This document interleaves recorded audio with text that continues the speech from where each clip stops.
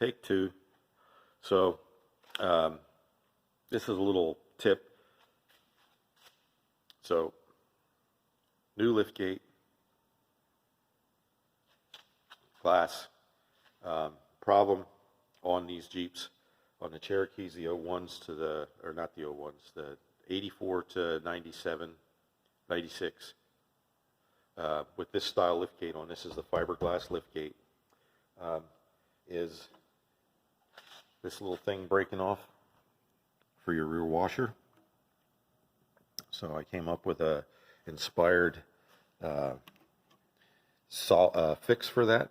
I don't know, I've never seen anything out there on this, so just going to put this out there. When I got that gate with that glass in to replace the glass that was in the original gate on this truck, that little tit was on there, but when I removed it, it broke. I had super glued, there was just a little bit of a stub on there, so I had super glued the washer tube on there, and that worked. But when I went to take it off, of course it broke that the rest of the way, and there wasn't enough left to glue. So my solution, my inspired solution, was to take, I don't know if you can see, this is a piece of ink pen cartridge, tube, whatever you want to call it, the refill, what holds the ink. So I cut about an inch of the end off of an ink cartridge and drilled that hole out the proper size. I think it's a little bit less than eighth of an inch, and then a couple drops of CA on this tube and put it in, and problem solved. And as I started to say in this other video before it shut me off and I decided to start over again, you don't even have to take the part off. So there's no scavenging around in a junkyard, because you guys all know how hard it is to find little parts like that. And the problem with that part is, at a junkyard, you got to tear the whole gate apart to get at it. It's a pain in the butt.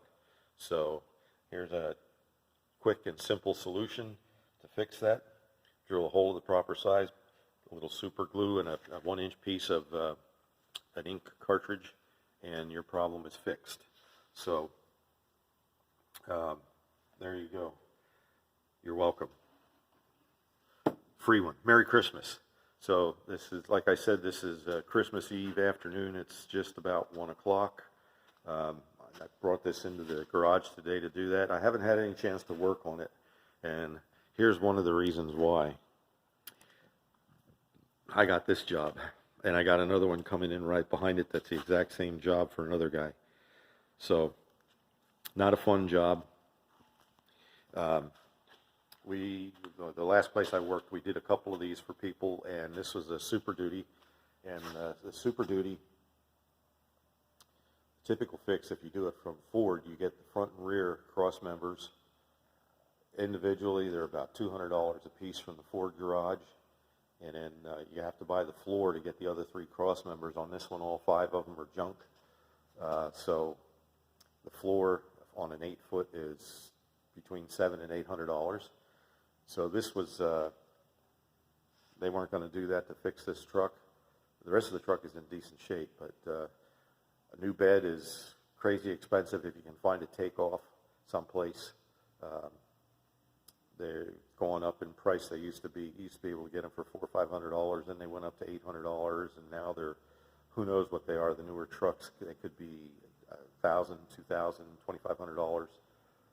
$2,500. My other guys here. So anyhow, this solution I found on eBay, it was under $400. Got all 5 cross members and the hardware. So you got bed bolts, the nuts, the clip nuts that go on the frame, and the backhoe is here. So anyhow, I'm going to cut this off here. Hope you guys all have a blessed Christmas.